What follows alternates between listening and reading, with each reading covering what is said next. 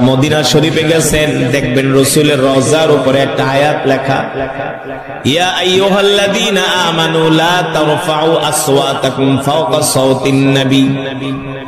রাসূলের রওজার আতহারের উপরে আয়াতে কারিমা লেখা আছে। এই আয়াত যখন নাজিল হয়ে যায়, রাসূলের সাহাবী সালমান ফারসি রাদিয়াল্লাহু তাআলা আনহু কান্না করা শুরু করে। সাহাবীরা প্রশ্ন করলেন, সাহাবীরা প্রশ্ন করলেন, সালমান তুমি কান্না করো কেন? সালমান ফারসি শুধু কান্নাই করে নাই, এই আয়াত নাজিল হওয়ার পরে তিনি মরুভূমির মধ্যে চলে গেছেন, একটা গাছের নিচে বৈশা বৈশা ছোট মাসুম বাচ্চার মতো কান্না করতেছেন। তাকে মদিনায় পাওয়া যায় না। আল্লাহ নবী জিজ্ঞেস করলেন, আমার সাহাবী সালমান কোথায়? তাকে পাওয়া যাচ্ছে না।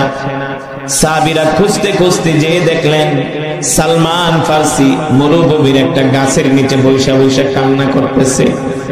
সালমান ফারসিকে ডাকা হলো। সাহাবীরা জিজ্ঞেস করলেন, ভাই সালমান তুমি কান্না করো কেন? সালমান ফারসি বলেন, আজকে আল্লাহ তাআলা কোরআনুল কারীমের যে আয়াত নাজিল করেছেন, ইয়া আইয়ুহাল্লাযীনা আমানু লা তারফাউ আসওয়াতাকুম ফাওকা সাওতিন নবী ولا تجهروا له بالقول كجهر بعضكم لبعض أن تحبط أعمالكم وأنتم لا تشعرون। এই আয়াতে কারিমার মধ্যে আল্লাহ তাআলা বলতেছেন, মুমিন সাবধান, ঈমানদারেরা সাবধান, তোমরা তোমাদের নবীর সামনে জোরে কথা বলবা না, উচ্চ আওয়াজে কথা বলবা না, যাতে তোমাদের নবীর আওয়াজের চাইতে যাতে তোমাদের আওয়াজ বড় না হয়। যদি নবীর আওয়াজের চাইতে তোমাদের আওয়াজ বড় হয়, তাহলে আমি আল্লাহ বরদাস্ত করব না, ঠিক কিনা বলে? কিন্তু সালমান ফারসি, তার বয়স হয়েছিল 250 বছর। কত বছর? জোরে বলেন। এখনো তিনি কালেমা পড়ে মুসলমান হয় নাই।